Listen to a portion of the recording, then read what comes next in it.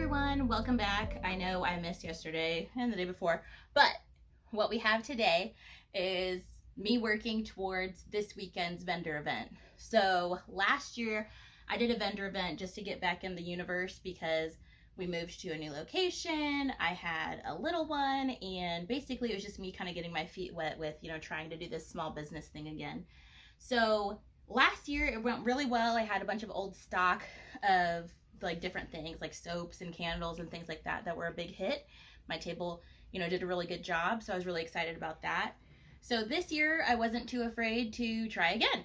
So this year I really want to get more to like the handcrafted, like the sewing side of things, because I really haven't had the opportunity in my career anyway to just make things and sell them, because a lot of times in my history it's really been a lot of custom work and things for costumes and theater things, and it just was never a situation where Rachel can have an idea, Rachel can create it, and the world can buy it.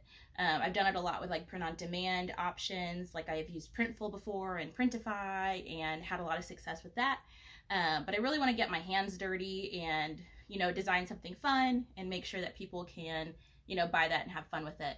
So I've decided this year I'm going to try headbands, some cozy ear warmers, some cozy hats, that kind of a thing.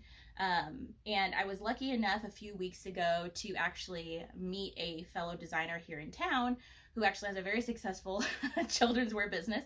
And she was getting rid of a bunch of fabric. So my whole closet is filled with what I purchased from her at a great discount. So I would say to anyone who's looking for resources, looking for those deals on materials, get into some Facebook groups, get into the Facebook marketplace, and really see what's out there, because a lot of us crafters have an excess of things.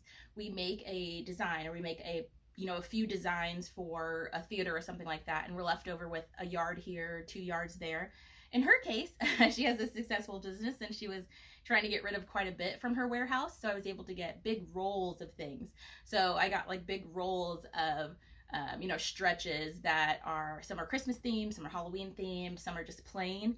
And so I was really excited to grab those, because those could be yardages that I sell off. They could be, new designs that I come up with. And really anytime you get a deal like that, I think a few of them are 10 to 20 bucks for the whole roll, which is like 50 yards. Anytime you get a deal like that, you want to utilize it to its full extent, right? So why am I going out to buy $7 to $14 a yard stretch when I can get a whole roll from this woman on Facebook who just needs to offload it for her own purposes? So in my case, I needed to kind of sit down, break it down what exactly I was planning to do before I cut the fabric. So I hate having like a scrap here, a scrap there. Like I don't necessarily get into sustainability, aside from the fact that I just don't like to waste stuff. So in my case, it's just a matter of, if I'm going to cut it, I'm going to sew it and make it into something, as opposed to having like scripts and scraps all over the place. So I did the math to make sure that everything I needed to do would be able to be done within a couple yards. I didn't want to waste too much yardage on this. It is just a 4-hour event that I'm kind of like doing in the morning on Saturday. It's not, kind of the end all be all. So I want to make sure that I'm not kind of wasting product and overdoing it and kind of stressing myself out in the next few days, when in fact, we can only do what we can do. I mean, I've got 2 kids, got a full-time job, got a husband, I got things to do. So this is a quick and easy way to make sure that you don't overextend yourself. And that's, choose 5, choose 10. And then in the following year, if the 5 and 10 wasn't enough, if you had some crazy blowout sale, work ahead, do your 20, 30, 40, kind of numbers to like make that stuff in advance. I don't want people to come to my booth and then just kind of occupy the space, because of course I want, as many people as possible to be able to come in, transact, meet me, talk about a couple things, and kind of move on in their sales journey with other vendors. So I want to make sure that I don't kind of put it out there that I've got 400, different pieces of designs, or, whatever the case is, 5,000 bath bombs, or, 20 different scents to choose from. That's just not what I'm interested in, and I also don't necessarily think it's the best idea if you are at a crowded market to have a ton of stuff that people have to dig through. You want to make sure that the things that you bring are easy to understand. They can still be interesting, they can still be different, they can still be unique, but they're not going to be unique if you have 400 of each thing. A lot of people are shopping for a deal, yes, but they're also shopping for the uniqueness of working with a small business. They're interested in supporting local. So if they've brought $200, their budget's $500 to go to this event, you know, if they're occupying your space the whole time, they're less likely to kind of meander around. And you're also, you know, kind of holding up the space for other people who might want to transact.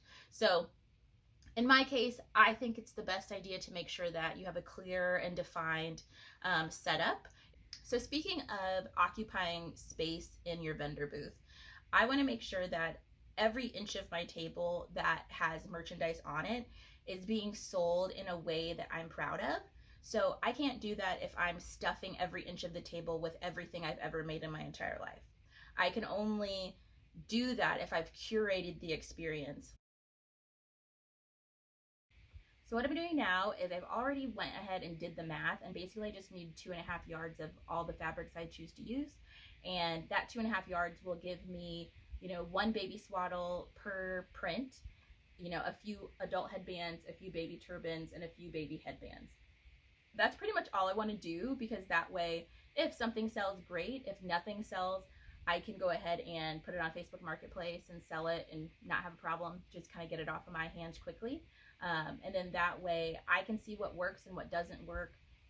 Of course, I know that my Bath & Body sold last year, so I'm going to bring what I have from there. And then this is basically just the next step from that is, you know, how do I bridge that same customer to be interested in these headbands, or vice versa. So I want to make sure that it's aesthetically similar and also easy to digest, so I'm not putting 300 things on the table and just expecting people to come up and, you know, shake their money at me.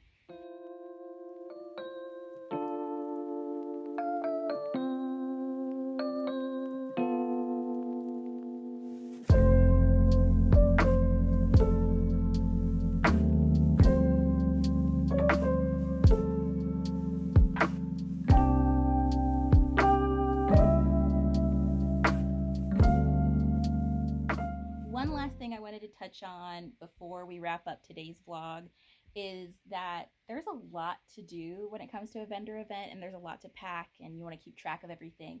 So my biggest tip is making sure you make a list and check it twice, and make sure that you pack your stuff in rollable luggage, or if you're like me and you have way too much stuff, you can get the rolling wagons, like those like $50 ones from Walmart or whatever are totally fine. But those collapsible wagons can really stuff a bunch of stuff in them, and you're going to have to think about everything you'll need. You'll need your way of taking payment. You'll need all your different tablecloths and kind of store type things like your racks or whatever the case is. You'll also want to make sure that you've got plenty of business cards. I know a lot of people don't do business cards these days. So make sure you have some QR codes, and also you want to make sure that there's plenty of excess inventory. If something is really, you know, popping and really selling off, you want to make sure you have at least a couple extra, you know, so if halfway through the day things sell out, you have something to replace it with. It doesn't have to be the same thing, but you definitely want to avoid having a completely bare table when people are walking by. So all that said, I hope you learned something, or maybe you were inspired to do something. Vending events happen all the time. There's one definitely near you, and if there's not, you can start one. Essentially, you're looking for somewhere to give you a chance, and you're looking for somewhere where you don't have to pay much to have the table. I'm talking like if it costs you $50 or less, that's a good place to start. And you want to also make sure that that event is actually well populated. Don't pay $50 for a table where it's a brand new event and no one's ever done it before and no one's heard of it and the people aren't marketing it well. Ask me how I know. Anyway, good luck. See you tomorrow.